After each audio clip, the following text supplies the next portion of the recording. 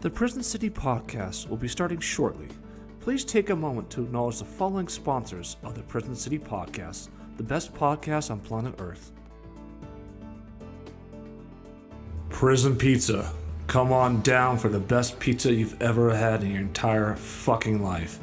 Every pizza has been made perfectly every single time, has been delivered in perfect time, and it has the perfect price point with the perfect amount of toppings and the perfect amount of sauce. There's never ever been a single pizza in the history of Prison Pizza that's not anything short of fucking perfect. Come on down to Prison Pizza, check out our salad bar too, and 846 or 406-846-4800 Prison Pizza for life. Fuck you. The Adventures of Pete and Kit, folks, is now available on YouTube for free. It's the all-time, old-fashioned classic about two brothers living in northern Idaho that just get into all kinds of fun and trouble. Tons of fun. It was written by Matthew and Kelly Cutler, official members of Prison... Fuck me. And Patrick Cutler edited and produced it. The Adventures of Pete and Kit. More fucks and F words than you can imagine. Just search The Adventures of Pete and Kit on youtube.com or look up the Cutler Brothers Production YouTube page and find The Adventures of Pete and Kit there. It's really, really fucking funny. Das Fruit Improv Comedy, possibly the best and funniest improv comedy team on planet Earth, is looking for new bookings for the 2022 season. Go to dasfruit.com if you want to book the funniest fucking improv team on motherfucking planet Earth. Das Fruit. If it's not funny, then at least you'll get offended. What are we looking at here, Bob? Oh, nothing, Pete. Just the best fucking pizza you'll ever have in your entire fucking life. Prison Pizza, 406, 4 something something. I don't fucking care. Prison Pizza. Hi, I'm the local dentist here in Deer Lodge, Montana. There's a dick on my face, isn't there? Fuck Pat Cutler, he's nothing but a sexist piece of shit. Fuck that guy. Mad Dad, the family-friendly comedy that everyone sits around every Easter and watches. It was originally written by Kelly Cutler, directed and edited by Patrick Cutler, and stars Matthew Cutler, Martin Reinbold, who just got out of prison, and a couple other people. Mad Dad, a good old family-friendly comedy that can now be found on Amazon Prime. Search Mad Dad and you'll just laugh your fucking balls off. It also stars Prison City Podcast member Mahomes, who currently lives in Omaha, Nebraska. So let's go Cornhuskers, yeah! Ladies out there, I now present you a picture of God himself. Say one more fucking thing about Prison Pizza, and let's see what happens. I mean, I understand there's no good segue from what he just said. Just be professional, text me back. Whenever I message you, show me your tits. Once again, there it goes. This disease or that disease or aliens coming down and taking over. No shit. I got hot milk in my area. One to bed. Sexual experience. You don't know Pat well enough. I can see how someone might be like, fuck this guy. Why is he saying that to me? Oh no, she's out. Gee, what the fuck? But we are certainly not back on track. No, you guys were acting like you couldn't hear a word I was saying. He told me I shouldn't park in a handicapped spot, and that was his response. Oh, then I think maybe I can't with you, man. You can't tell me that you're all pissed at someone when you hit him with that stuff. And this all happened in 10 minutes? No wonder she got offended. Did you just yes and that shit? Yes and? They're so fucking worthless. Welcome to the Prison City Podcast. When the bars go up, you're officially locked in.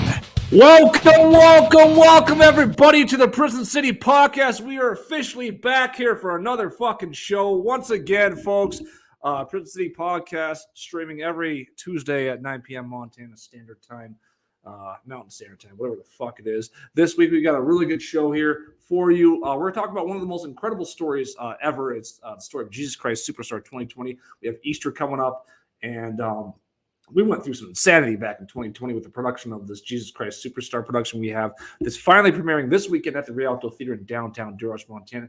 It's going to be a lot of fucking fun.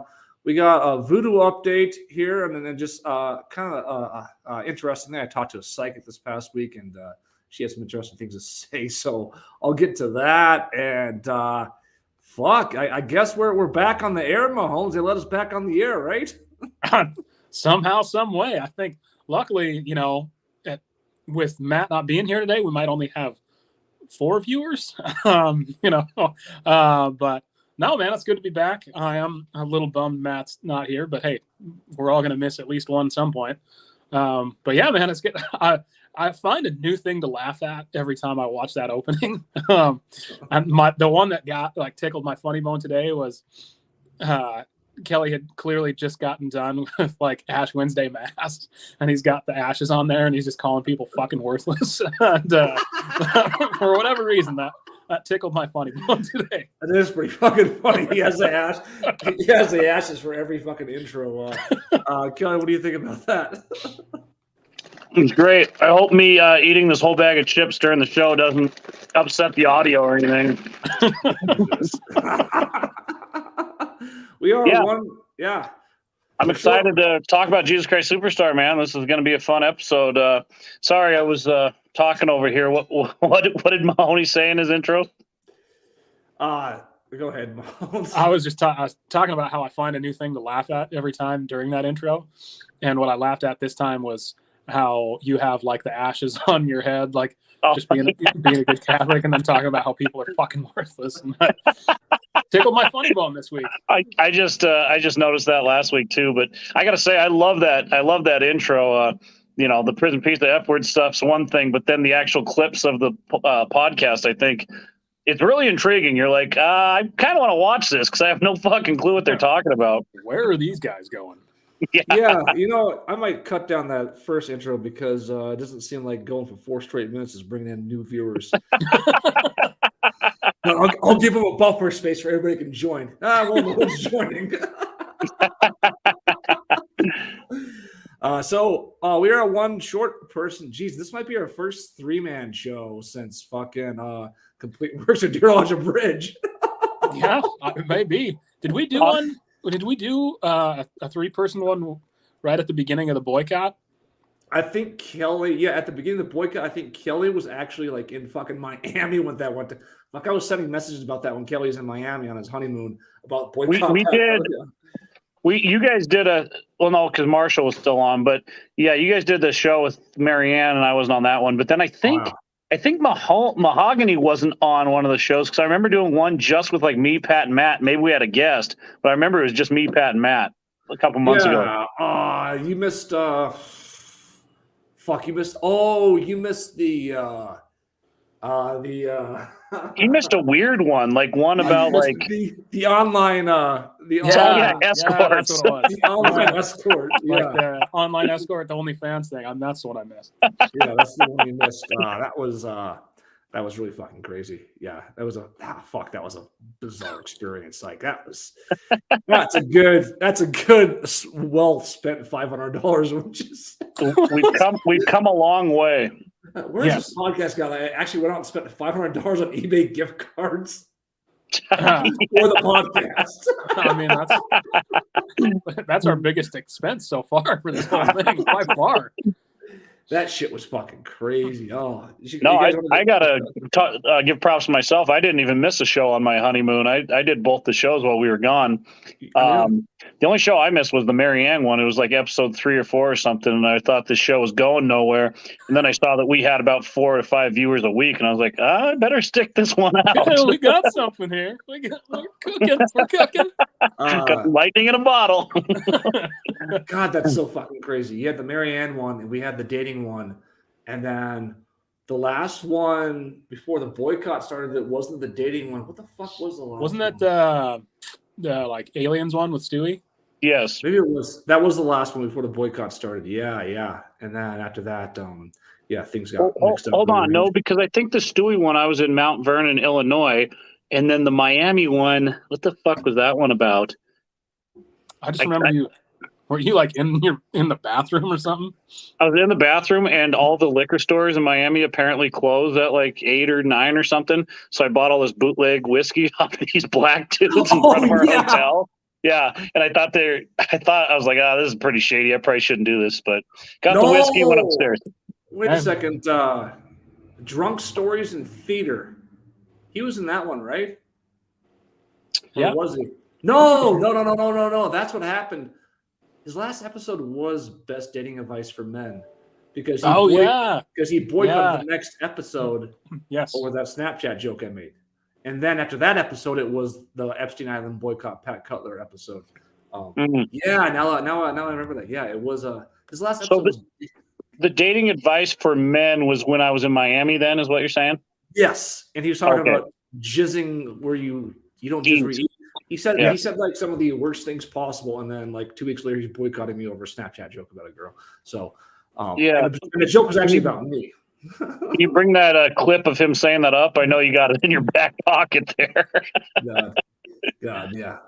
But yeah, this podcast is for life, so you want lifers on here, not someone that. But it's so fucking weird because we're like, it's gone so. We're fucking like a month away from the anniversary of the boycott Pat Cutler. That's hard to believe, man. Like, is that real hard to believe?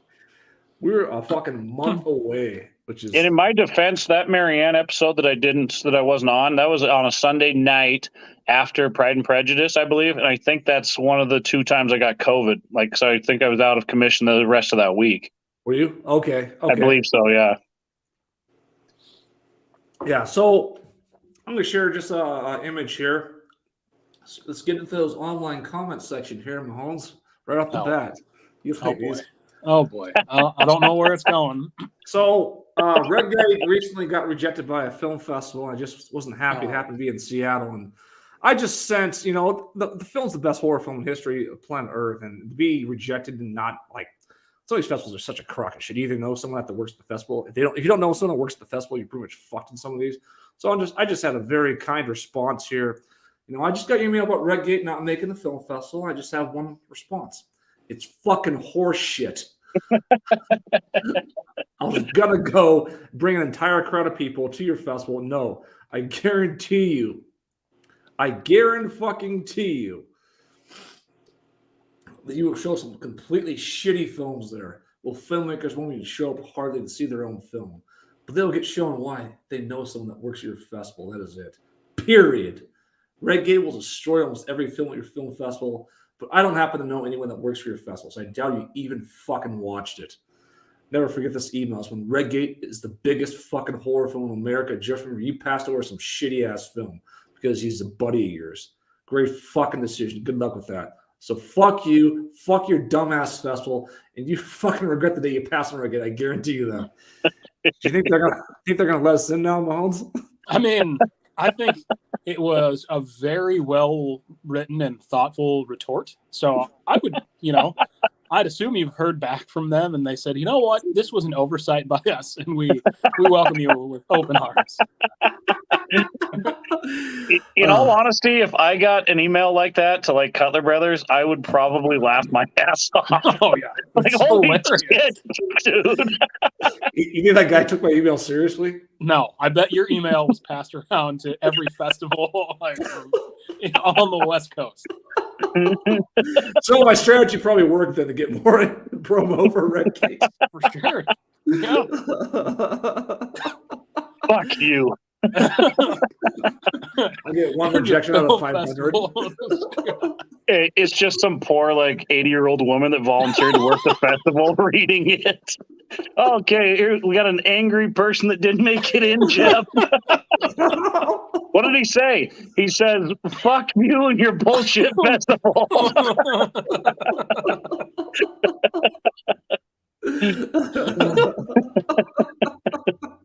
I can see that happening. Just some sweet old volunteer lady working the inbound email for him.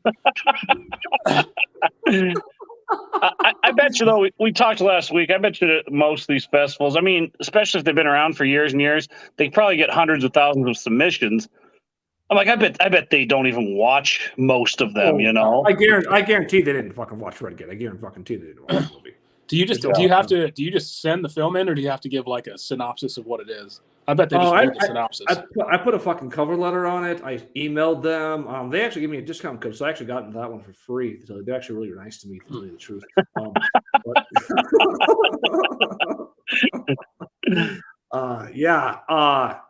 But you can ask for like feedback and all this other shit. I just don't. It's just like some of these festivals, like the online ones. There's some of these ones like it feels like there's either a 0% chance you're going to make the festival, or there's like a 100% chance. It doesn't feel like it's like even keel at all. And I've talked to people who've gone to festivals, like this, the TV producer I'm working with right now, and he's like, yeah, it's pretty much who you know, right? If you don't know someone at the festival, you're not getting in. It's like 100%. He's like, when you go to, he told me advice, like when you go to that film festival in Detroit, talk to the festival director and try to make some contacts, because that is the only fucking way you're going to get into another festival. Like that is it. So yeah, it's so crazy because you've gotten into so many and you've done so well. It's weird that like I don't know film festivals for shit. I mean, I've only been to one. So I think it's changed a lot. I think it's changed a lot. There's a lot of festivals you can just get into, I think, that aren't too hard. It's hard to tell. It's a hard fucking game to tell right now. Like, I'll admit, back in the day when there weren't that many film festivals, we would all like do a film like Going Nowhere or Mad Dad. I personally thought it was worthless because like you just get rejected for no response, nothing, and it'd be like, okay, this is fucking worthless to do. Like, so I have mixed feelings on festivals all around, but like if you can gain like what it is now, we have a lot of online festivals, all these different things happening where you can gain a lot of fucking awards and you can post all those awards. Like that gives your movie a lot more credibility than if it's just like, oh, well, I made this movie. Did you have any awards? Did you do anything with it? Yeah. Oh, well, you know what I mean? I think we're getting closer and closer every single year. I mean, we got to be, it's like we've been doing this since we were little kids. And, I'd say professionally or big time, since high school or college. And we learn with every film. We learn something new. We learn with festivals. We learn with this. We learn with that. And I realize now it's all about like passion projects. The first step is you got to like what you're doing. You got to love what you're doing and want to actually do the fucking film. And then after that, it's getting recognition. I seriously think the missing link for us is distribution, but the other missing link that I think we really need to pursue is it's going to cost us, but getting a named person in a film. I don't care if it's someone that hasn't been in a film for a while, just somebody that people will recognize their name. We can say, hey, look, David Spade. I mean, that's a bad example because he's kind of big right now, but a B named actor, you guys know what I'm talking about. Brendan Fraser, or someone that hasn't done shit in a while, and just say, hey, can we film for 5 days and we'll pay you $10,000 or whatever it costs. I think that's the next step we need to pursue, is getting just a name. Not that we want to film that person or even hang out with them. It's just we need this name as a selling point. And I think, go ahead, Mahomes. I was just going to say, I think it's that and either or like finding someone on a streaming service that will take you. Because I've like during Halloween, I watched scary movies all the time, like pretty much the whole month, and I just go on streaming, and there's so many dog shit like scary movies on there. It's not even necessarily the quality's terrible. It's just like the storyline, the acting, everything's like terrible. And like they did like the cinematography's good, the editing's good, but like the storyline sucks, the actors aren't great.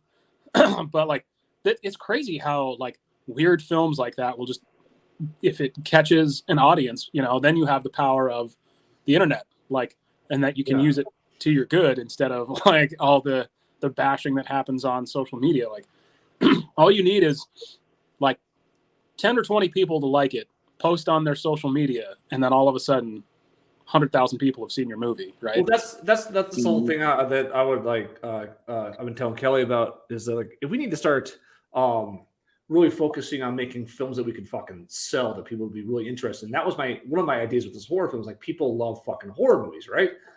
And so we have the horror film, we have the Alien Image. That's all 90% true stories. It's a very highly like marketable. We could sell this fucking film. Like people want to buy it all the time, and I'm like, oh, it's not quite out yet. So this is a film that I could set up a sales funnel online, and I could sell this film, and tons and tons and tons of fucking people would buy it and watch it 100%. Without a doubt. The sad truth about this whole thing is the less you try, the less you give a shit, the more successful you're going to be or whatever. All of our videos, every single video that we have on YouTube or movie or whatever, it's the ones where we just like for instance, Cottonwood City Project. Yeah, Pat put a lot of time into editing and stuff, but for the most part, that was just 4 guys getting fucking drunk and doing just stupid shit like Jackass. That's all it was. My highest viewed videos on YouTube is stuff that I was probably hungover. I'm like, okay, it doesn't matter. Hey, everyone, and then it gets 1,000 views or whatever. And that's why, Kelly, I've told you need to post all the time. Why I've gone away. I still post on YouTube here and there, but I've gone more TikTok. You get way more views and a lot more like feedback on your videos and shit. And that's why a couple of weeks ago I was at a bar and again I got the fucking Napoleon Dynamite shit going and not going. They just said you're Napoleon, like do some shit and like right. People pulling out their phones, recording me dancing and shit. So like we're shifting in. You can test that stuff out. You'd be like, okay, people are really fucking interested in Napoleon Dynamite. And I can pull that part off really fucking easily. Well, I mean, talking about stupid shit. My highest viewed video on TikTok, it's almost like 3,000 views now, is me acting like Napoleon Dynamite. And any girl that doesn't go out with me or refuses to date me, I call them stupid fucking sluts. Yeah. That is my highest viewed video on TikTok. I'm not even joking. So we're shifting towards. I think we shift towards films that we know we could fucking market really well, and people are fucking obsessed with Napoleon still. It's so annoying. But I think it's a combination though of the two things. Like you got to like what you're doing. Like we like doing comedy, but once you shift too far over to where like, okay, I'm doing this because I think people will like this, you've lost it. There has to be like the balance of, okay, I'm doing this because I think it's fucking funny. And if people like it, I don't care. That's kind of the attitude you need on all this shit. I think so 100%. I think we're talking about, I don't know if Mahomes, if we told you about this, our next film we're going to start shooting in August or September. Kelly's going to work on the script and it's going to be called, the original title is called Bad Napoleon, but it might change the more we go through it. Was basically Napoleon Dynamite just being like an R-rated version of the guy. We talked about this last week on the Prison City podcast. I was going to say I was a part of the brainstorming session, so I very much remember it. Yeah. You said you'd instantly watch that. Yeah, for sure. I think anybody would. Anybody that's ever seen Napoleon, especially if we film it like it's here we are just giving away like all of our fucking inner circle secrets. I go to fucking Pittsburgh and a girl that stops me and says, I don't know if I even told you this. You look like Napoleon Dynamite. It's like a Target out in Pittsburgh. And then on the bar, and they say the same thing. Then I'm on a podcast like last week with Dawn Brahman. This lady, she's like a celebrity off of 90 Day Fiance and stuff. And Dawn's like, look at him right now and tell me he doesn't look like Napoleon Dynamite. And then she stops like, the rest of this podcast, I cannot get that image out of my head. You're Napoleon. So it's like, it's a fucking sellable, highly sellable idea. You should call it Lit Dynamite because, it's going to be like explosive because you're going to be like the bad version of him. I still think our original short film we did a long time ago, Napoleon Goes to Hell, would be a fucking badass title. Yeah, at the end, I can't remember, maybe me or someone beats the shit out of Napoleon, who was Pat's character, and we seriously had like a gallon of blood. We just kept dumping it on his head. Can we pour like gasoline on the basketball court and light it on fire? Yeah. It was fucking crazy. Did you ever see that movie? I don't think so. I remember you guys talking about it. I don't know if I've ever actually seen it. It's a DVD. Actually, that's the only movie that Albert's wife is in. Stephanie Cutler is in that one. How about that? Napoleon Goes to Hell. They just beat the fuck out of me. The only thing.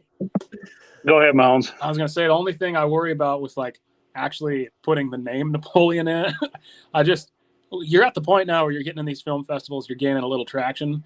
I'd really rather you guys not get the shit suit out of you by the Napoleon Dynamite people. If you do it as a satire, that's the thing, is like not another teen movie. All these things, like if you find a way to do it as a fucking satire.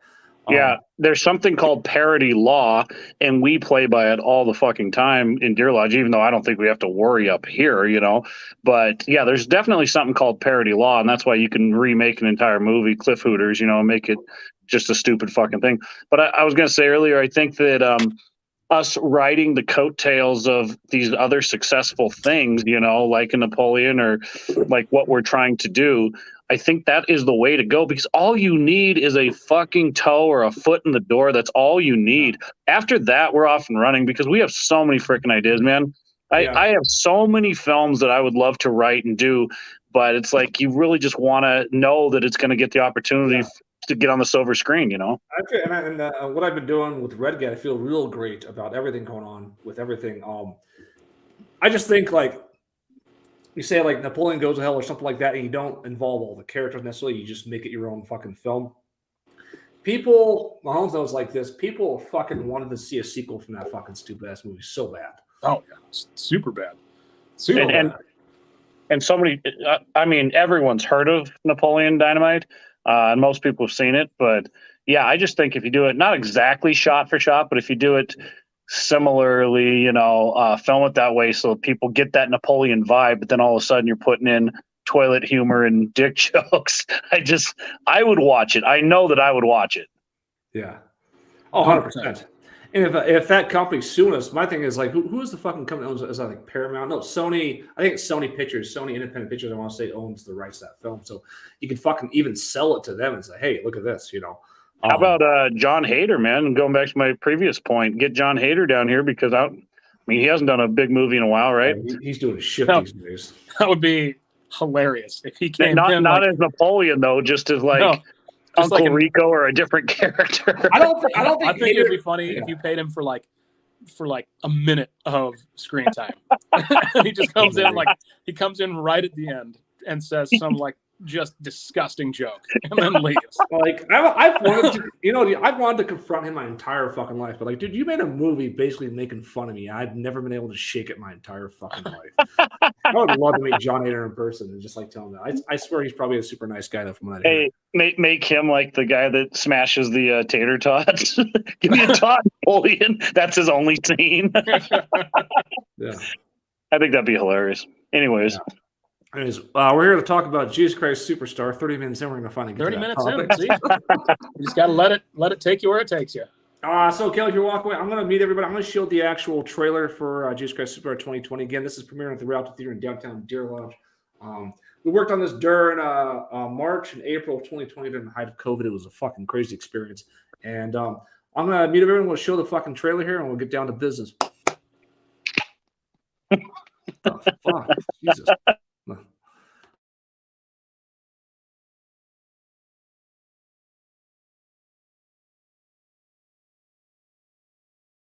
I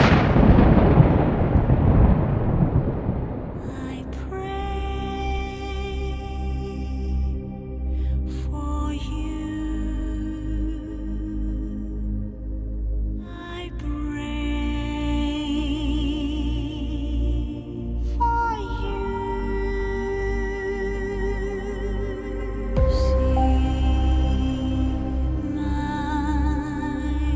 tears.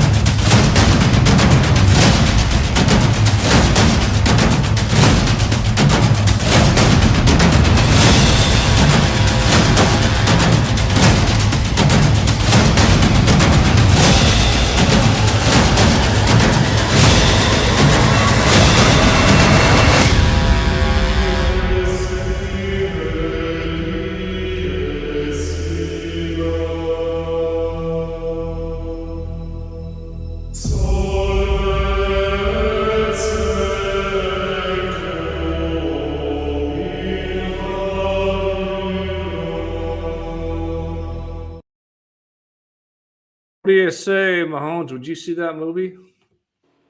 Yeah, man. I'm hopefully I get to watch it at some point. You guys eventually showed me Redgate after it had been shown at 38 festivals. So hopefully I get to watch this at some point in the near future. Kelly talks about passion project and stuff. I'm gonna actually eventually load this up to Google Drive and For Easter weekend, I'm going to share it with certain people. Like I'll share it with you Easter weekend, and you can watch every one. I mean, you're smart enough. You can probably plug your computer into your TV, right? You're smart enough to understand how to do that. For sure. I mean, no, I'm pretty dumb, but I think I could probably figure that out. Because No, it's man, like you're getting like I don't want to give you a big head, but you're getting really good at piecing stuff like that together. Like that's shit looked really good, like really professionally done. Yeah, thanks. I just had a couple of different ideas. Like I want to do something really super badass. And like I love watching that trailer. Jim Chili said he watched that trailer like 3 times the other day. But yeah, it's kind of weird. Like if you do something over and over and over and over again, you eventually get like pretty good at it. So I have a pretty good vibe right now for a lot of editing things. Yeah. If you watch, I'm gonna say if you watch, when you watch it, and you're gonna watch it Easter weekend, I guarantee I'll get you a copy of it. The audio and shit is fucking phenomenal. Like it'll blow you away. You're like, how the fuck is this like this fucking good? Like my dad, we showed it to my dad last Friday, and this is just a rough cut. It wasn't even like the full version. He was pretty much like tearing up almost the entire fucking show. He loves the play anyways. He's like, that's my favorite version of the entire show I've ever seen. You guys did. Have you ever seen the Jesus Christ Superstar, Mahoney? Oh yeah. Oh, you have? Fucking, Oh yeah. I'm cultured as shit, man. You kidding me?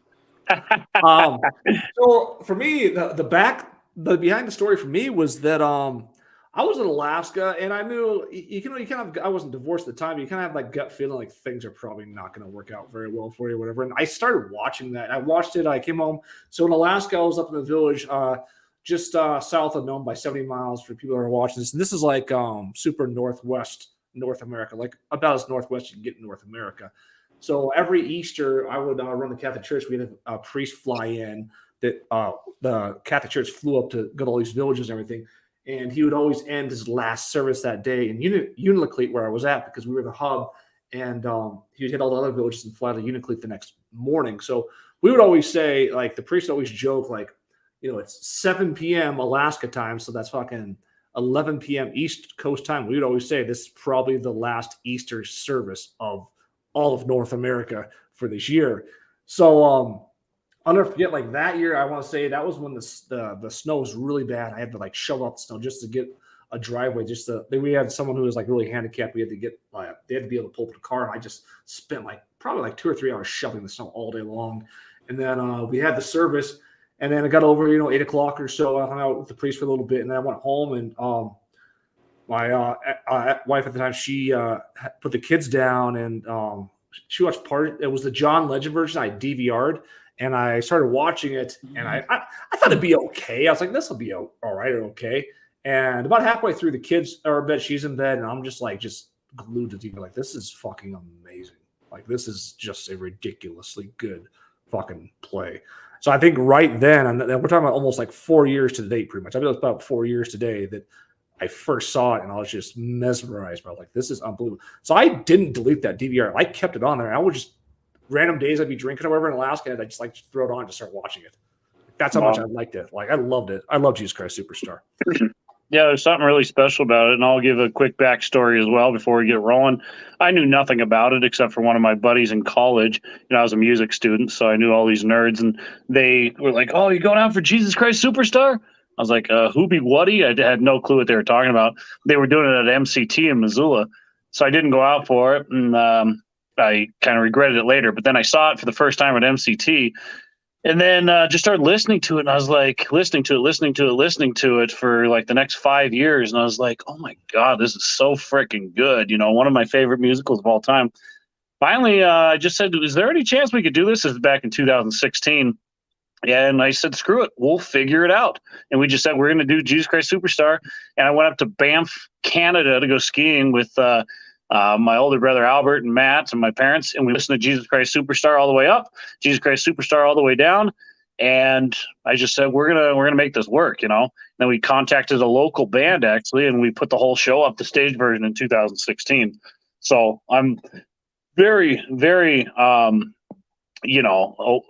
know what the show's about. I know like every note in the show. You could ask me anything about it at this point. And now I think we're going to fast forward to 2019 when we started talking about Jesus Christ Superstar again, because we're so in love with that show. And I said, well, I have such a special thing to do. Back in 2016, we had the perfect cast. It was one of the biggest casts we've ever had in our entire lives at Cutler Brothers Productions. Probably, I think it was like 45, 46 people, literally the biggest cast we've ever had. And I just said, I love that show. We got to do something over Easter on that. I'm just feeling it again, talking to Matt. So we said, let's not go too crazy because we can't replicate the past. Let's just plan a concert. Like, we'll go out, we'll sing most of the parts, we'll plan a concert, we'll get the instruments on stage and do it at the Rialto, maybe show some projections and whatnot. And then that turned into we can have a little bit of dancing and everything, and then, us, Mahoney, it turned into a full-fledged production where it's like, okay, we're just going to block the whole thing. We're just going to do the whole thing. And that leads us up to 2020, where I started talking to Pat about playing King Herod. Pat, take over there. Yeah. So I was gonna say, so I'm in Alaska, and this is kind of after I had been left. My wife at the time left me and took the kids, and I was going through divorce and everything else, and it was Iditarod time in Alaska. I was actually trying to get Kelly to come up for the fucking Iditarod, and I was like, dude, this would be so much fun to watch Iditarod. And at the last second, I was like, something doesn't feel right here. So Kelly wanted me to come down over Easter weekend and play King Herod, which I love King Herod, and it's just like you step on stage, you've seen it. Like King Herod is like one part. It's a fun fucking role. And I couldn't do it because I was like, I had 10 days off for spring break. I was like, I'm not going to just fucking sit here all by myself. I'm going to be seeing my kids. I was like, I'm going to fly down to Montana spring break and just hang out. And then I started going to rehearsals for Jesus Christ Superstar for spring break. And that's when COVID hit. And it's quickly turned from like the day I was going to fly back to Alaska, we got a message from our superintendent because that say that don't come back, stay where you are. We don't want people who've been around COVID-19 or whatever coming back to the villages where this could spread really out of control or whatever. So we were basically told to work from where we're at and take shelter order or whatever. And I was like, okay, I guess I'm going to be down here to try to do Jesus Christ Superstar. But eventually, the laws of Alaska and that and whatnot spread to Montana. And basically, the really sad thing about COVID-19 is like if you had a Republican governor, you're pretty open to doing still living your life for the most part. But if you had a Democrat governor, it depends what state you're in. Like it doesn't matter like what fucking like state, like really fucking rural Montana where there's 0 to 1 new case a day. Walk down the entire fucking state like it was fucking New York City. Yeah. What do you think about that, Mahomes? I mean, back then, no one really knew what the fuck was going on, so I can't. It was hard to say. I think in generally, like looking back on it, even most doesn't matter like red or blue. I think at the beginning, most people were like, "All right, we're gonna shut this shit down for 2 weeks, and then it'll go away." And then as it like progressed, to your point, most places were like a little more open, and it took everyone to get there a while. But I think like Kelly, I'm gonna go back to something you said earlier. Like if you do what you like, how you talked about like making comedies and stuff. I think this is a perfect example. Like you guys, this whole thing kind of came a little bit because you'd already done it, right? Like you just liked it so much that you were like, shit, let's just, all right, we're in it. You were having so much fun doing like the concert part, and then you're like, all right, we could do some dance, and then you're like, let's just do it, right? And I think that the thing that I've always loved about you guys is like you can tell it's genuine, like what you're doing, you actually like doing. And you've seen people like you've been in shows with people like that maybe liked it at first and then they kind of hated it at the end, and it like they don't try to make it show, but it shows at the end that they're not putting as much into it, and the people on the receiving end can feel that. Well, it's crazy because lately I look around and I'm like wondering in different casts like Fiddler on the Roof. For some reason, it just hits me like, do people actually like this shit? I don't know why I'm having these thoughts now. I'm like, because I love it. Like, this is my life, I love this shit. But do other people, they must like it because they're there, right? But anyways, to jump back to Jesus Christ Superstar, yes, we have such a passion for it. And when it became like not just a concert, but a stage show with dancing and all, whatever, we were going to make it as big as humanly possible. Band on stage, projections, everything. I think there was no turning back at that point, and that's why we have this film today, because it was like we aren't gonna take no for a fucking answer, and we even stood in the face of COVID-19. You know, I also got to thank COVID-19 because I wouldn't have a YouTube channel if that didn't hit. Pat talked me into that like the first week that COVID hit. Well, I came down. I was big into doing all that stuff. I convinced Kelly. I was like, dude, just start posting fucking videos every day. Like, just do it, man. Just do it. And now Kelly's had tons of videos. But yeah, that first week that I was down here, and I was only planning on here to be a week, but I was hanging out just in case, because that first week we even said, you know, I'm not sure if Pat's gonna be here or not because COVID's getting crazy and who knows what's gonna happen. But that first week it was interesting because we went from we're gonna do this at the Rialto Theater to okay, COVID started to pick up. We're not going to be allowed to do it at the Rialto Theater. We're going to do it at the Cutler Brothers Theater, and whoever comes. To we're now going to do this as a private production that we're going to stream online. And it's just like Kelly had like a meeting, like because the cast at this point, like the first day I showed up, like there's this massive cast of people and everything else. Like, oh, cool. The cast, like every day a new person was dropping out of the production. They're like, no. And Kelly just said, you know, straight up, like, if you want to drop out, do it right now because we're going to continue on no matter what. And we still had people drop at the last second. But by the time we started the actual film production of it, we had a really well-rounded, committed cast that stuck through the entire thing. Yeah. And I just want to talk about my name a little bit tonight, Fat Jesus. Pat and I can tell the story about that. Well, so people are dropping out left and right. Again, like, I don't know if the stage production is going to work. Let's stream it now because apparently we can't have audiences. I don't remember the actual flow of every single step in this thing, but obviously it became a movie. And at that time, our Jesus said, my family's really worried about like this COVID shit. So, or coronavirus, whatever they called it back then. He goes, I hate to do it, but I got to drop out. And this guy came to auditions for Jesus Christ Superstar in, I want to say February-ish that year, 2020. And he was a like tenor, just a beautiful tenor singer from the University of Montana, had a degree in vocal performance and all this shit. And we're just sitting there, you know, because you get the usuals and Dear Lodge that we're always used to, you know. And this guy just came out of nowhere and he's like, hey, I'm going to sing this from, I remember from the Full Monty, which is a story about guys taking off their pants and showing their dicks. So yeah. He got up there and he auditioned and we were in the audience and just I looked at my mom and I never do this, you know. I'm just like, what the fuck was that? So he became Jesus. Anyways, long story short, he dropped out after about a month when COVID really started getting crazy or people started getting crazy about it.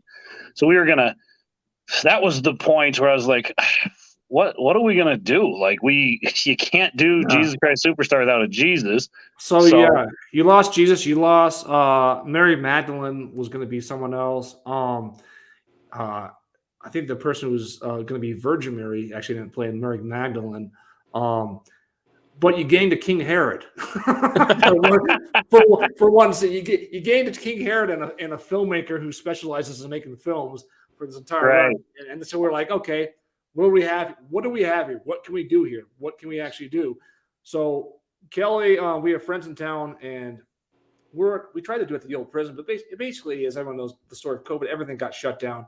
But we had friends that had a farm out of town. So one day, Kelly starts contacting them, and like we go out there and scout out the entire location because at this point, again, I've watched the film for 2 consecutive years. Kelly's done the play. Kelly knows it really well. So we both know it really fucking well. So we're out there like planning things we can start to put together like, okay, this scene would be cool here. This scene would be cool there. This could work here. This could work there. So we're working together pretty well and looking at this farm and thinking we can probably pull this off. Because we have the farm out there, the Reested Ranch, by the way, because they don't actually care. They actually really like support it and everything. She's actually commented a bunch on it.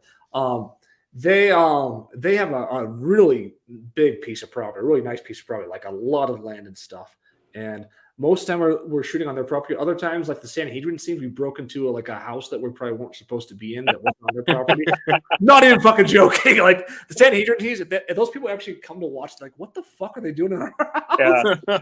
Well, in my defense, I grew up with the kid that lived on that farm, and we always went through that house as kids and stuff. It was these old shattered greenhouses and shit. So I didn't really think much of it. But then, like, I don't know if it's halfway through or when we were done, I found out like the property isn't actually owned by the Reesteads. It's owned by the house down the way there. But apparently they didn't care, and they still had power on. Like, this is an old, like, Blair Witch cabin in the woods type place, and we had these fog machines where, like, there's no fucking way we're gonna need a generator. We plugged it in; they still had power. So, thank you, whoever paid that bill. I love that. Like, I love that you guys are talking. Talk about like facing against the authority, and then you inadvertently trespass on private property. And this, for the record, the day we used that house, it was not a short little film shoot. It was an all-day fucking shoot. Like, yeah, and it was cold as fuck too. We shot there all day long for like 10 consecutive hours or something like that. Like, it was fucking hilarious. Yeah. So it's no joke filming in Montana that most of these shoots, most of them were very cold. Some of them extremely cold. Luckily, one of the warmest days we shot was the scourging and the crucifixion.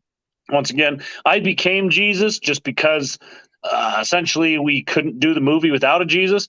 And personally, I really wanted to play Pilate. That's like my role. That's my bucket role, But again, moving forward, we needed a Jesus to do the film. So I was kind of happy that we got some 40, 50-degree weather when I was up there on the cross.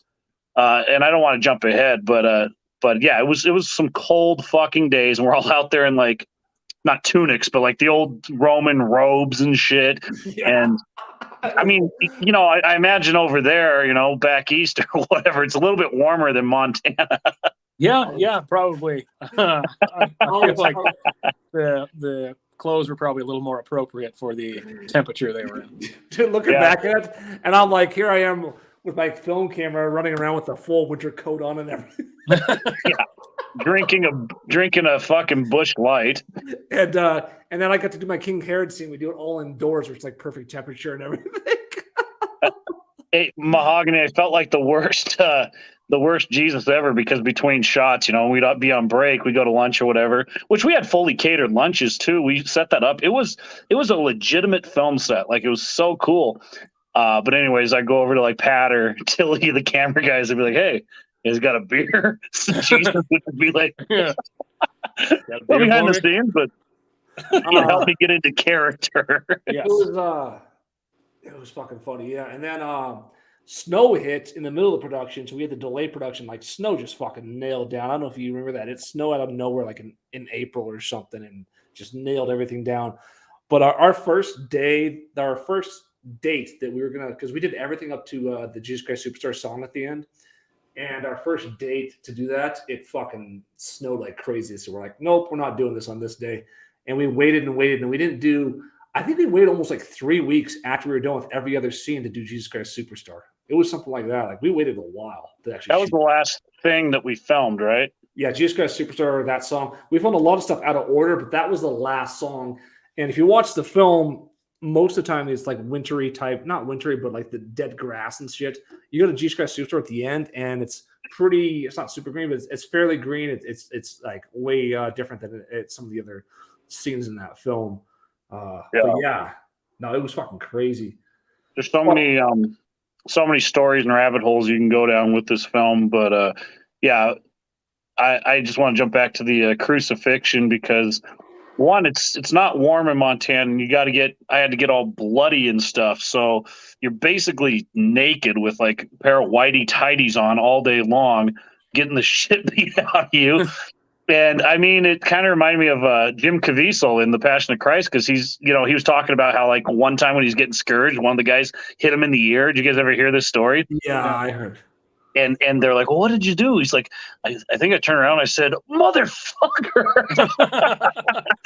So, like, the scourging, I'm down there, it's cold and shit, but you're in character. I fall down the ground. All of a sudden, I got ants all over me. You look over, there's a giant ant hill right in the middle of this, or corner of this chicken coop that we're filming in. And I was just like, oh God. I was like, let's just do all this shit. Now, the worst part for me wasn't the cold, wasn't the ants, it was the height. So they built this cross on this tree that was probably rotted. I have to get on a ladder to get up there. They got me tied up. So if, like, And then the wind came up when we were filming. It just like this crazy wind. And I was like, if this tree like breaks or falls over with my extra weight on it, I'm probably fucking dead because I can't like catch myself or anything because I'm tied to it. So the whole time filming the crucifixion, which lasted, what would you say, Pat? Probably less than an hour.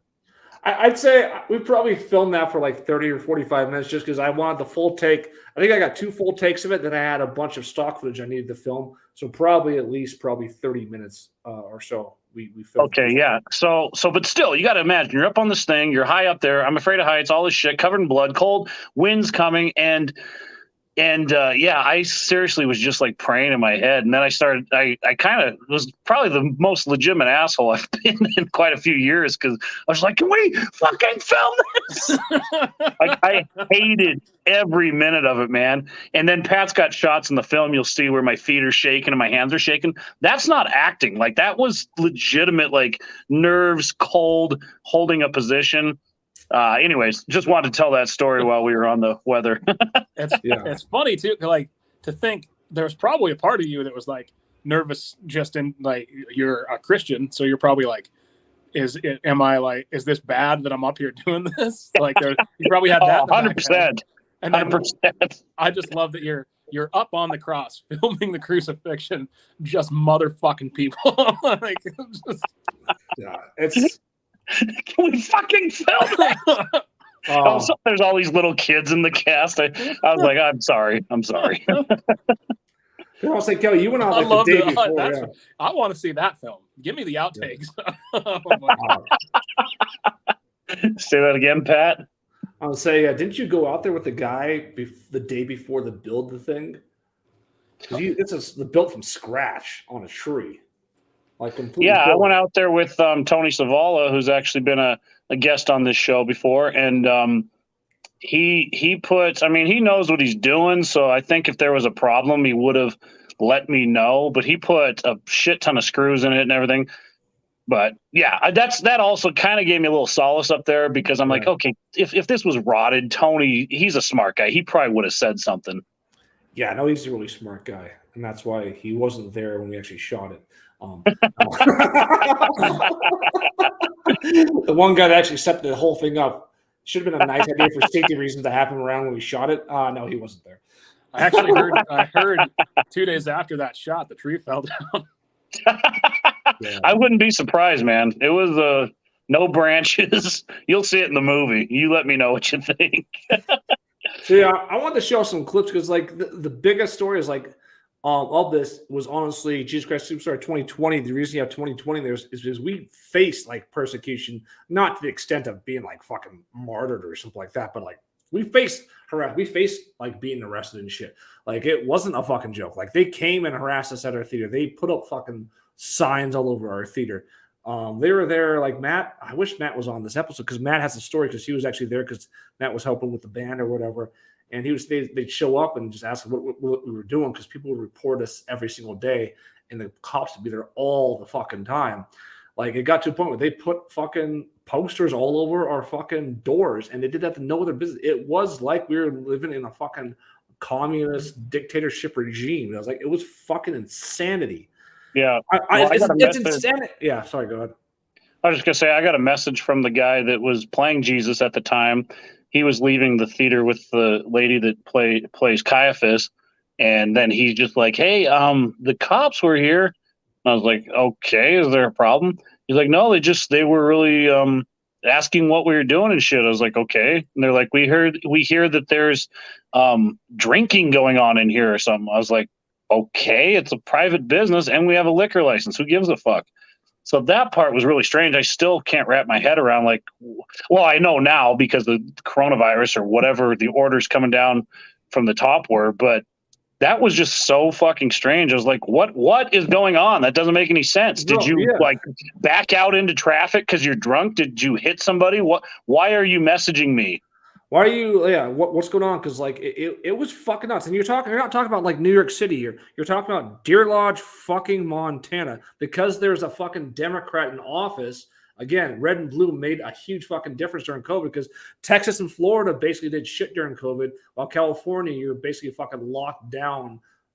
Probably still locked down for all I know. Like So if you had a Democrat governor, and I don't even really care about Republicans at all, for the record. I'm not a big Republican fan at all myself. But if you had a Democrat governor in United States during COVID, it didn't matter if you're like more of like a red state like Montana and that the population per capita is super fucking low, that there's 0 cases someday of COVID. These guys were fucking nuts. Nuts. This is insanity. You can't just shut down an entire fucking state like New York City because that's what your Democrat friends are doing. It wasn't backed by science. Oh, follow the science. Okay, you need to get a mental health check because you're fucking out of your mind. There's your fucking science. All right, I'll let Mahomes weigh in, then I want to show a video here really quick. he does that. I'll let Mahomes weigh in really quick. All right, here, let me go off on my fucking 48,000th COVID tangent. Hey, we got some statistics we want to pull out really quick. Yeah. So the population, just roll the tape. I don't want to miss. I don't want to miss anything, but I really got to tinkle. Can you guys make some bullshit up for a second? Yeah, go ahead. The tape I'm showing is not a COVID tape. It's I would figure it wasn't. So how so at that point after that Jesus dropped out, I'm assuming everyone was just local. There was no out of towners. No, this guy's a different guy. He was. Let me just pull this video up really quick, and I'm gonna pause it. He was. What's going on? The cops now want to shut down our theater? What the? There, let me pull this back. So that guy was actually. Jesus, can I get a shot of us? There it is. There it is. Oh. I'll just go here. That guy himself was actually local. He had just shown up in town for. I don't know. You have to scale. He still lives here. Like I've seen him, not like all the time, but I've seen him around town. Is he doing any other shows, or that was just like his one thing, and now he's done forever? He's like a fucking opera singer, so he wanted to do some opera stuff or whatever. But he hasn't done a show since. Well, he never ended up doing that show. But he's a cool guy. His voice is freaking amazing, and I've seen him. I haven't seen him in a while, but I've seen him in the bars a couple of times, like here and there. He just comes in and dominates karaoke and then leaves town. Yeah. I mean, technically, Kelly, you want to be technical here? The only person in this cast that was out of town was me coming down from Alaska. Like that's kind of funny to say, but there's nobody else that was really out of town, right? Not that I can think of, but I can't really remember the original cast super clearly since the movie. Okay. Yeah. So let's look at this. This is a video of right after Matt can't be with us tonight. Unfortunately, he's at a rock concert. But this is a video. The Matt was one of the people that was accosted by the police over the theater one night. Let's just watch this. So what's going on? The cops now want to shut down our theater? I don't know if they want to shut down a theater or they're just behind the ball because this is dated for 5 days ago. Anyway, I get to we had something happened last night where a couple cops showed up and they were like, about a half hour. Are you guys selling booze in there? We're like, no, we're not selling it. So anyway, they got suspicious about the healthcare public gathering. So this morning I went to the box office and there was a cop there waiting for me handing me these papers saying, whatever. We got a call from the health code supervisors and he gave me these without much detail, He just gave it? Nothing really. It's like, I don't know. I was like, okay, we're not open to the public, but it's like, can we still practice or have at least some people in there doing something? Because Basically, what's going on here is the cops, I think, they come by and they see a bunch of cars outside our theater, and now somehow there was rumor spread or something, and they see these cars and they think we're doing services to people or doing plays or something. I don't know what they think, to tell you the truth, because our schedule's clearly posted of our shows and everything, when we're open, when we're not open, and we've never once sold booze outside of those hours. And the only thing that they could possibly do is say they were trying to sell booze during rehearsals, I guess, but there's nothing illegal in the state of Montana that says you can't gather and still work. They say you can't dine in for restaurants, you can't do bars for dining in. Montana's even said you can do deliveries of alcohol. So I don't know what they're going off of here, but it's a little a little messed up, a little weird, and it's like they just want to shut down our theater. So there's the papers, 5 days old. I guess Butch is gonna go have a conversation with them. Butch, where'd you go? Right here. So you're gonna go down and have a conversation. Like an episode of Cribs too. You hear a beer crack. Tomorrow, 'cause I got dinner on. And I don't think it's a big deal. I think it's a misunderstanding. And I'm thinking somebody ratted this out. Well, but I'll find out who the son of a bitch is, and we'll deal with it. Yeah, I mean, because the only thing that we could possibly do Drinking a fucking Ham's beer. Oh no. I'm trying to be We're serious. selling alcohol during our rehearsals, Yeah, but we're not a restaurant. We're not a restaurant. We're not a bar. right. And we're just an activities bar anyway. We're only open during when we have plays. So obviously we didn't have a play going on down there. We've probably been under 10 people there at a time. So I think we meet all the requirements and things like this. But you know how people panic, and that's what's going on. I think it's just a bunch of people panicking, and let's settle down. And Now you got these were on sale. Where can someone get yeah, if you can get them a Safeway for 16 ounces for $4.99. And if you throw a little tomato in with them, they're not bad. When he says, folks, throw a little bit of tomato in, he means actually throw a fuckload of tomato in there. We're talking about Ham's beer here. Anyways, and the moral of the story, guys, is pretty simple. $4.99 Ham's beer at Safeways. Go get them now. God, I should do more videos. This is fucking funny, Kill. That's why I should do more YouTube videos. Like going back on this shit. It's What is like, going on with Yeah, you forget about them. Well, it's just crazy. It's Nazi Germany, man. I mean, we got cops coming down here telling us we can't be in our private place of business. You know, that's, I don't know. We're living in a different world now, I'll say that. Oh, this is really weird, Pat. I was going down to the theater, drop Mom off, and now there's a police car sitting this way, and there's one across the street. I'm heading down right now to see if there's somebody in there, and I'm thinking I might just drive up right next to him and say, "How you doing, officer? What's going on?" It's a beer in his hand. We're now on route to the theater. 4 beers deep driving. Apparently, there is a cop car parked across the street from the theater, so we're now going to check this out and just see, you know, what are they doing there? Are they just sitting there watching our theater? Apparently, now? I Is also that- thought they I have was nothing married else at to the do time. because of this coronavirus thing going on, or what? Anyway, we're gonna go right here, and oh shit, look at that! There he is. Coming up on them. They're across the street. Now, hopefully there's nobody in there. I don't know Jesus. why they would park over there. Was that them right there? Oh, across Main Street. Yeah. There's the theater. So you look up here. It's hard with the sun. The theater's right to the left over there, and the cop car is right here across the street. There's the theater right there. We do have 3 cars in front. There's the cop car. We're just gonna go over and we're gonna see if this cop is just like sitting there watching our theater or what's going on. So we would sit there drinking all day. And there's nobody in the car. Jesus. This is the cop car going home.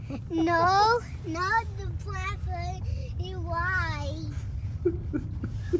No, it's just parked there. All Oh. Well, you never know. The hype and hysteria with this coronavirus is so out of control. It wouldn't surprise me if somebody was sitting there trying to watch our theater to make sure we're complying with whatever the rules are these days. No one fucking knows. But anyways, I think we're clear. We're Yeah, and this poor guy's stressed out. He's over there beating his dog with an axe.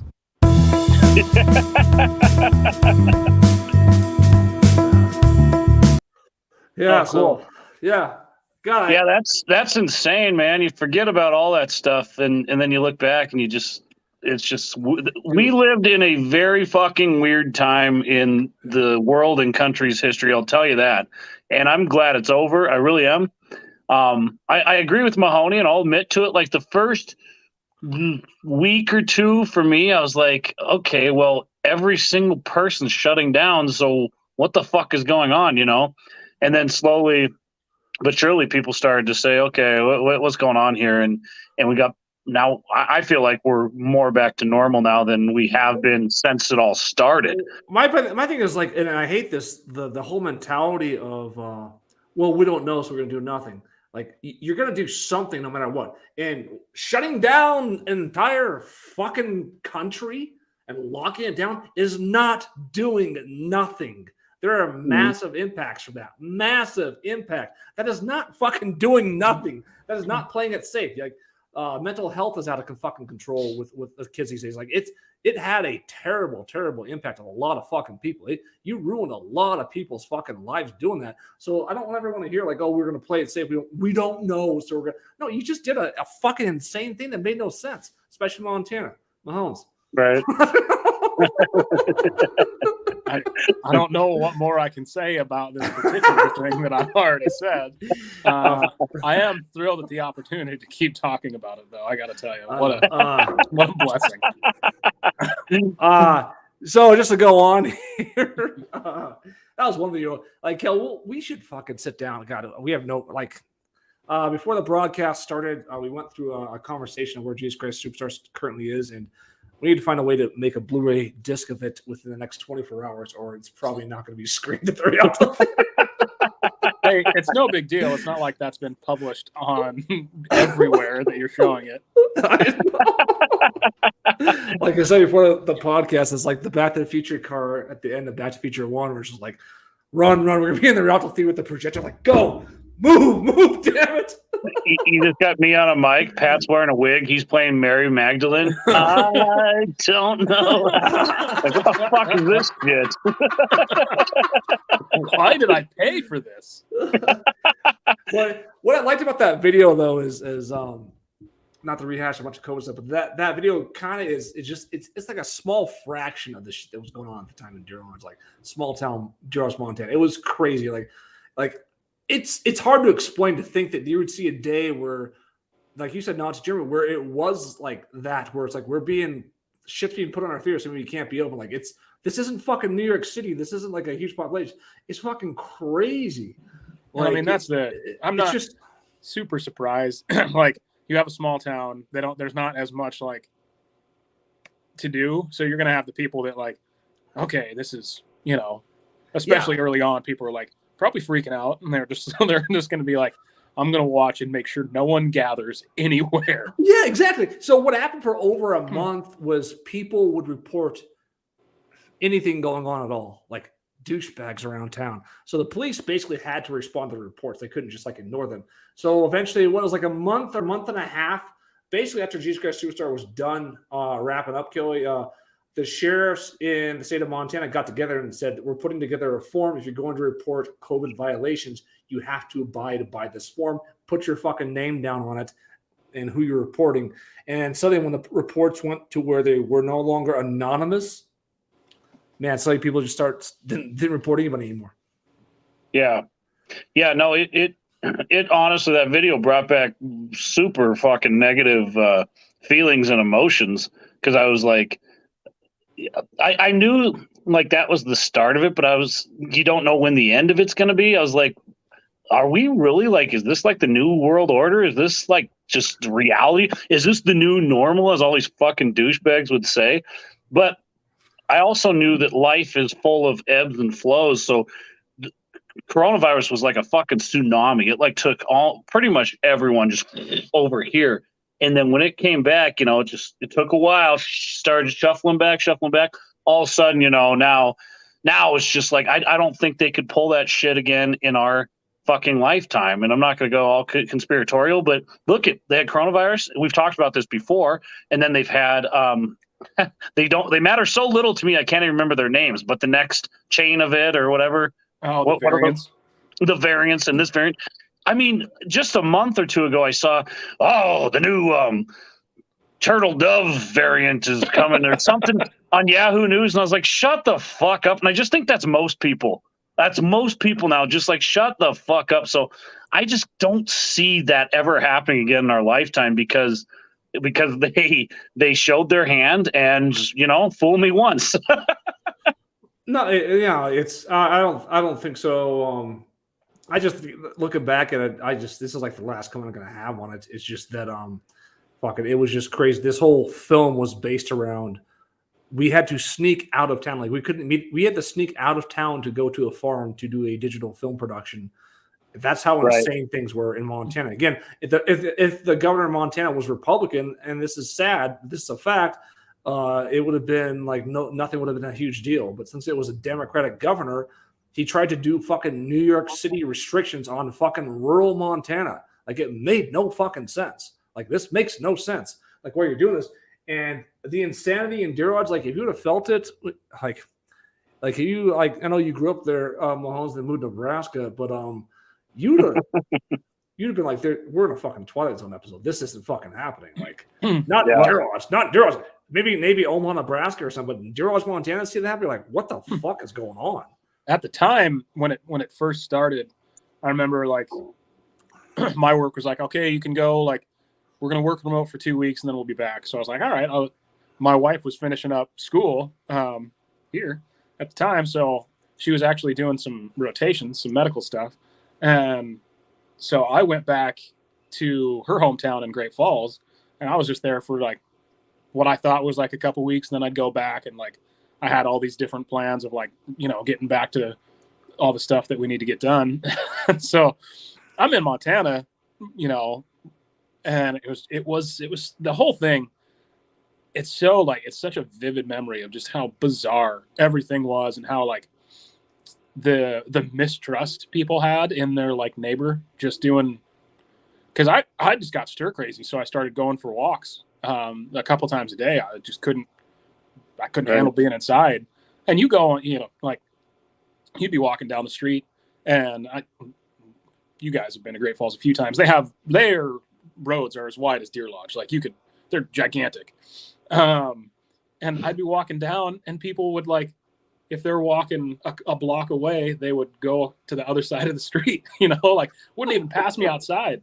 So it was such a weird fucking time. And I'm like, I fully agree with, like, anytime I'm trying to like look through news and I see something pop up about some other like whatever, like, no, you can shove that right up your ass. I'm done.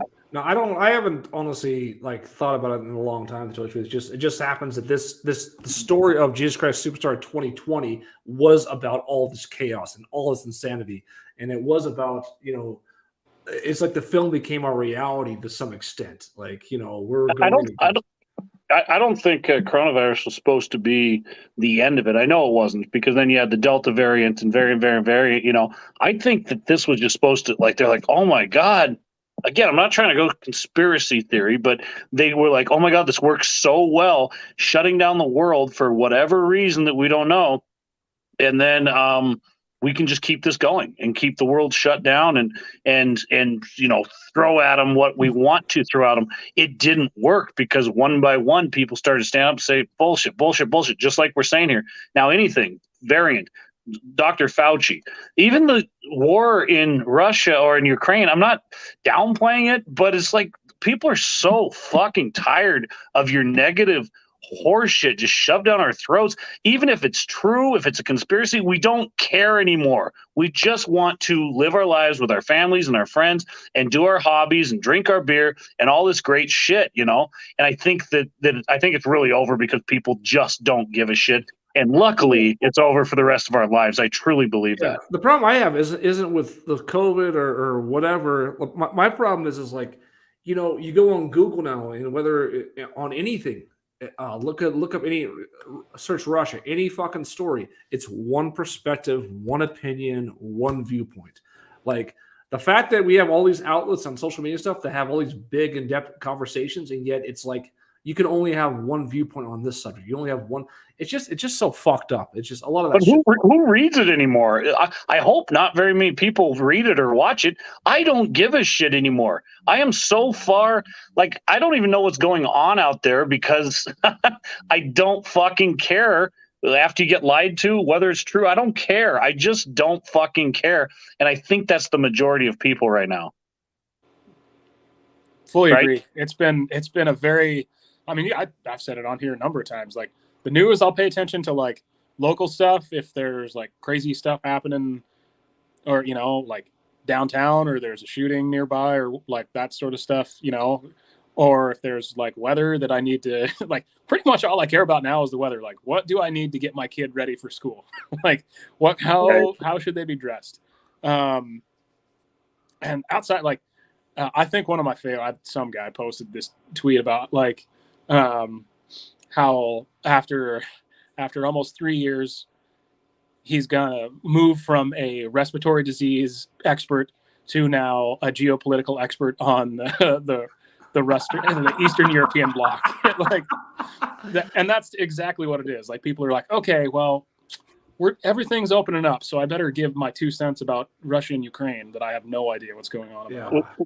We definitely should never forget what happened in 2020 and 2021 in our lifetimes, because it's like, okay, we made it through it, sure, but future generations need to know about this shit. And again, I'm not for whatever. Sorry, go ahead. I just want to I'm gonna play this video. Oh god, that scared me. I thought we were getting shut down for a second. I was like, oh, that's it. PCP, we're done. He's done. He said too much. I think it's our responsibility to let our kids, at least, the next generations know, like, 2020 was a really weird fucking year. I'm sure we'll always talk about it, but watching that video reminded me of a lot of stuff. And let's get back to Jesus Christ Superstar, being out there on that farm. I remember like preparing, and like my mom was in it, and people came over to my house, and we had to make like plans, like, let's put on your makeup, don't park here.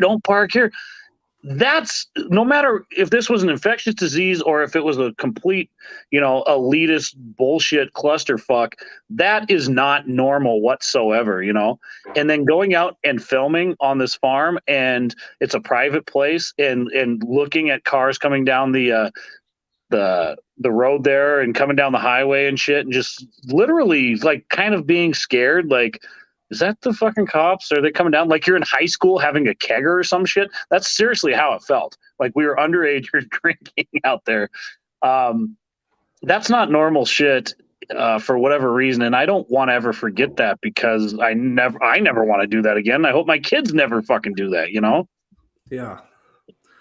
Shout out to Martin Lai here, our biggest fan of the Prison City Podcast. There's a big store in Winnipeg right now. He's up there in Canada. Hey, stay safe up there, Martin. Yeah, stay safe. And I got another update from him. He said there's Ontario has 100,000 cases, and your brother's one saw him in his garage Friday. So wish your brother all the best of luck with that and everything else.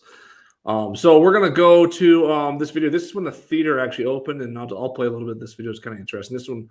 So basically what happened, it must have been May, honestly. Like they were locked down. I think Montana was like 2 fucking months. Must have been mid-May, and we're just like, we're going to do summer theater no matter what. But about mid-May, they actually said you could actually, what was theater was like phase 4 or something, Kelly, right? Yeah, and I just wanted to say, when I finally, because I mean, Pat obviously spoke his opinion, for the entire time on this, which I appreciate. I was like on the fence there for a little bit, just because I was like, what the fuck is going on? My final straw was like when I started getting emails from the public health official in Deer Lodge.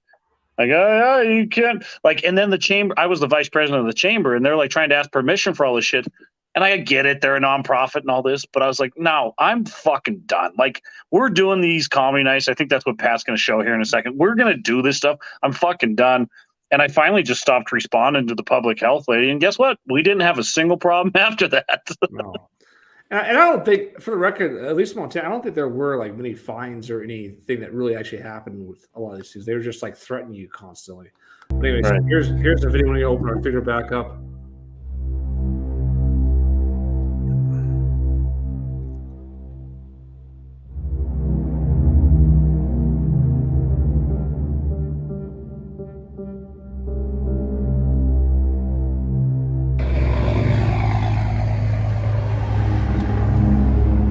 March 20th, 2020, this bullshit was put on our theater like it's Nazi fucking Germany for a seasonal flu virus that today is still not past the seasonal flu virus.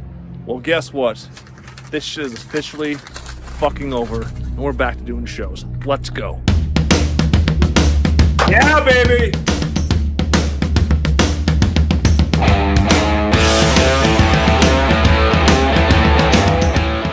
Where are you we putting these at?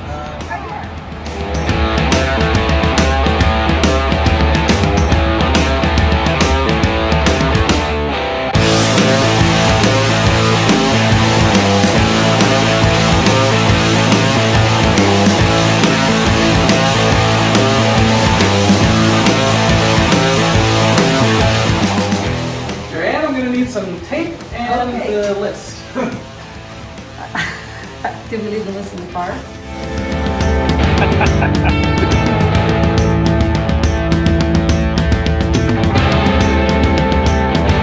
I thought you had your own list. Oh, mine I kept for home. Oh. Yes.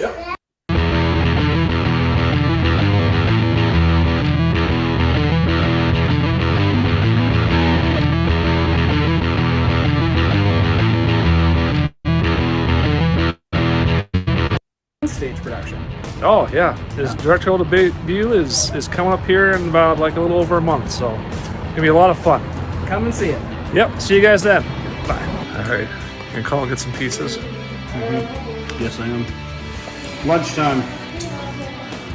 Kenny's building a prop window. That was our first play back in Montana, yeah. So you're gonna have someone fly through that thing. It's gotta be pretty solid, right, Kenny? Are you gonna slam down there? Are you gonna slam down there? So what we have here in the background is a set designer or architect Kenny here is designing a window that we can jump through. So the key to this window is that someone has got to fly through it. So it has to fly open and then fly back. And that's the challenge we're having here is designing a window that one of the lead characters can fly through. Buddy? How's it going? What do you got there? Sam Adams. Sam Adams. Saturday. Saturday.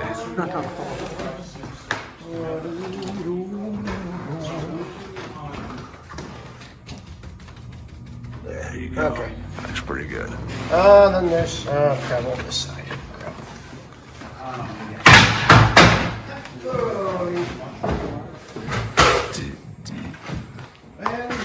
This window thing can be painted brown too if you have the energy. Just the frame here, or not the frame. What is it? Through when the lead character, played by Matt Lorkey, is going to be jumping through that window.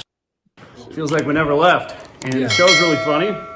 Gonna make some people laugh. Josh needs to get his lines, but after that, we'll be good to go. Yeah, it's gonna be awesome.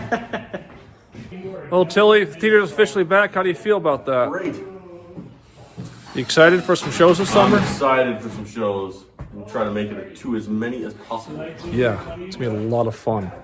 A lot of fun. So with theater officially being back, we're in the middle of rehearsals, and today is the annual Build the Set Day. We do this every Saturday. There's my kids right there eating some McDonald's. And we come down here every single show. We pick a Saturday, the Saturday before Crunch Week, and we all get together and we paint the set, and we have people working on props, working on different pieces to the set, designing different parts of the set that need to work for the scenes and stuff. So the theater officially back. This is our set building day, and this show's gonna be a lot of fun. It's a comedy, one of the best.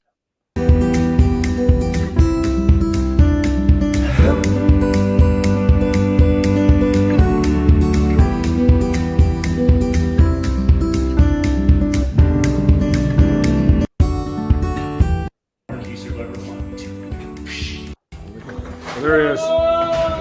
Matt Lorkey. Looks pretty solid. Yeah, let's go through there, and then I can like land on top of the couch. Yeah, we need to crash.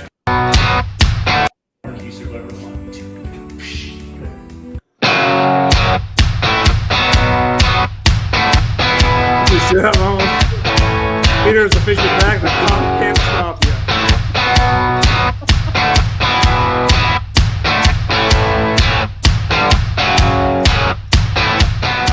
Theater is open, bitches. Theater is fucking open. We're back. We are fucking back. Fuck all the coronavirus bullshit. It was all fake. We are fucking back. Let's go. Property, and I want $500 for my broken window. Capiche? Well, how are we going to give you $500 if we can't come on your property? Out of my house! You hit my titty! God, that was a fucking good show. You like that show, Mahomes?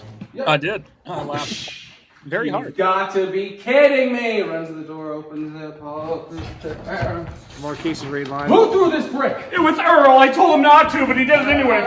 Be careful, he's fragile!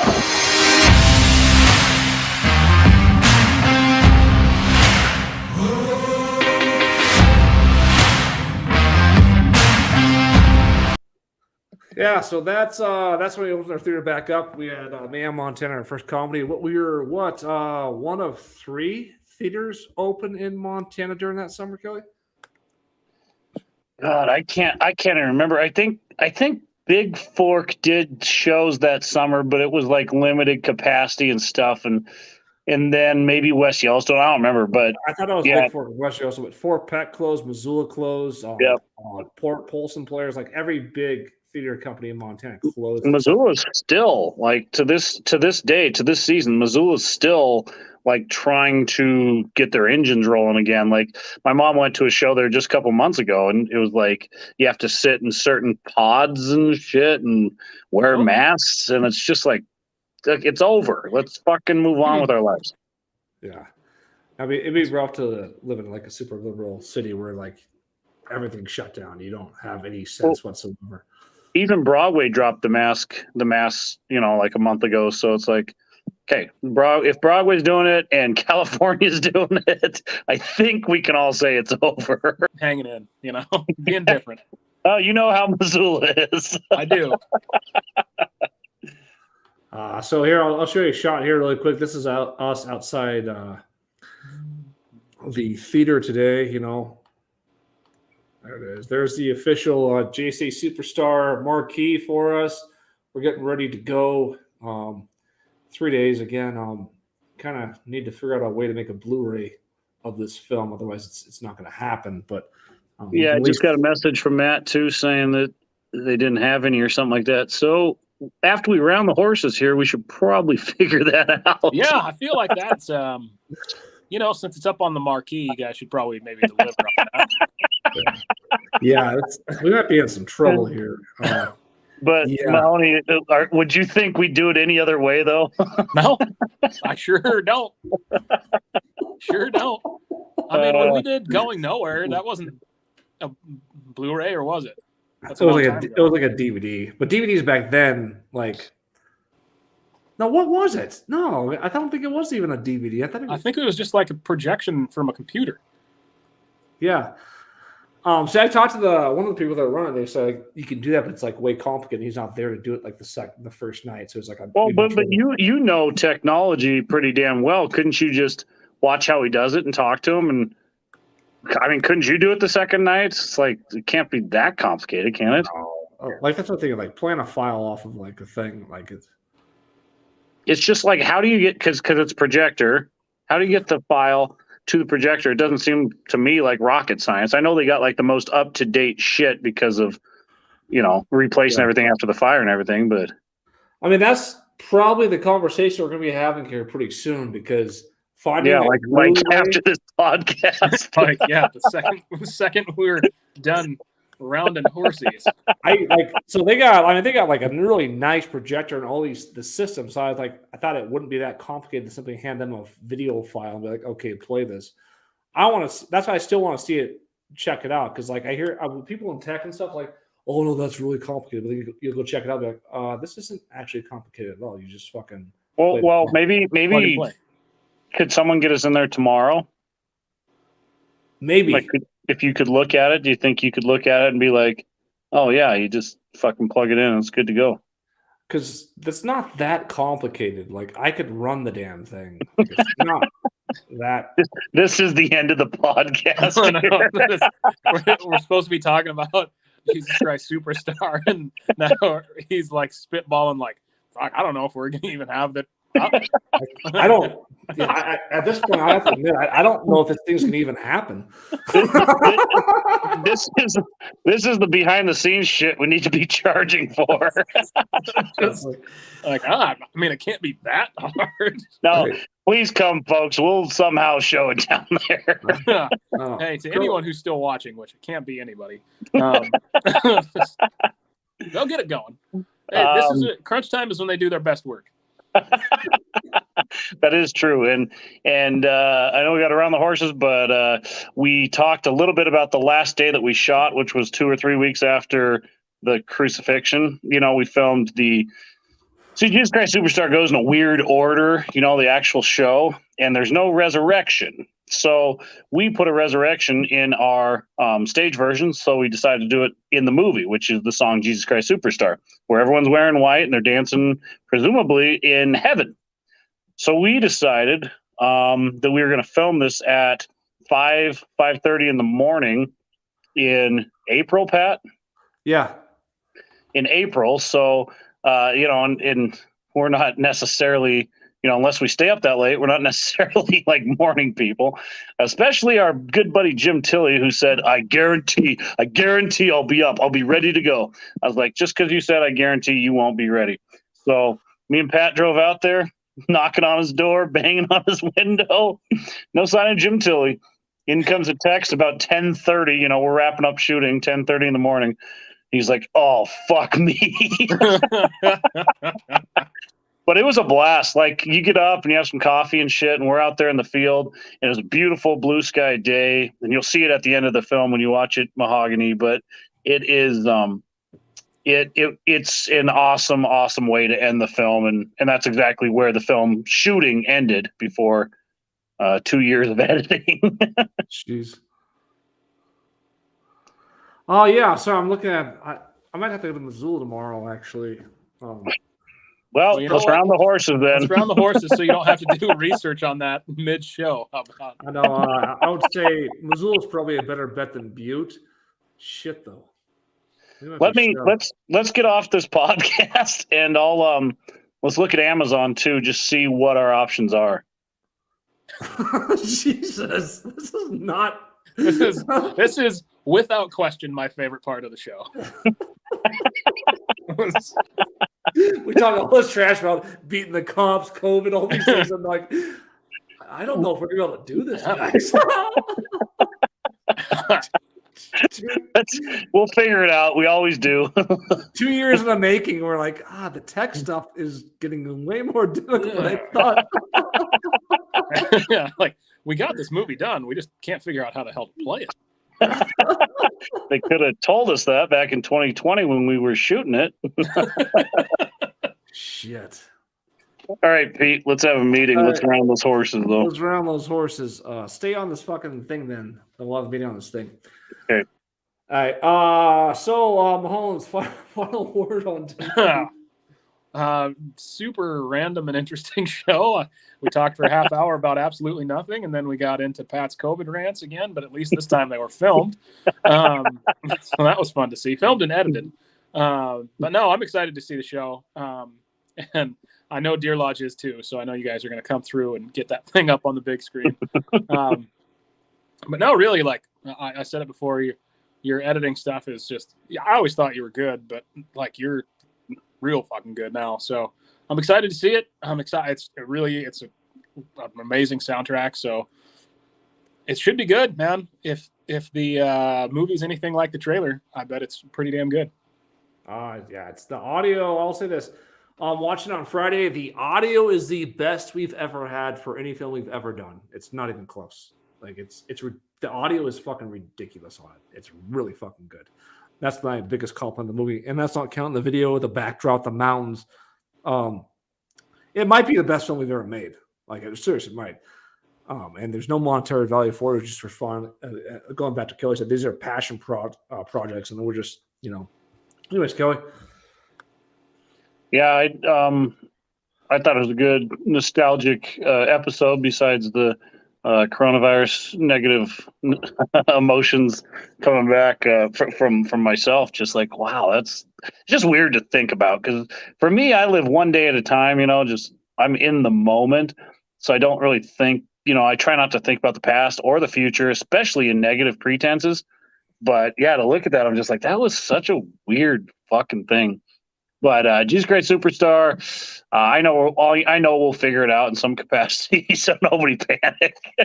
But once we do show it at the Rialto in a couple of months, once we do show it at the Rialto though this weekend, it's going to blow people's minds. And I actually teared up a lot watching it. I don't know if it's because it's been such a weird project the whole time, mixed with Jesus Christ Superstar, which I am in love with anyways. But it's definitely, if you let yourself be taken away with the story and everything and the music, you're really in for a treat, especially at $5 a pop. Yeah, big time. So I said it. Oh God, I said it way earlier in the show that I was going to talk about Voodoo Update. I'm going to just do it really quick as I end my segment here because I like to end on nothing controversial at all, like last week. By the way, Ken Burns is doing a film with me right now. Yeah, I know. I'm excited to hear like what lead you buried on this one. So I don't know. It's been like, I think the last 2 years, at least, coming back to Duros and everything else, like any great fear, I don't think is a lot of times justified. You get out of a long fucking relationship and like one of my biggest fears, I'll be honest, is like getting back into some psychotic, crazy ass thing with some random person. And I was justified in like trying to seek that person out and making sure that it didn't happen. I used voodoo and all these different things. So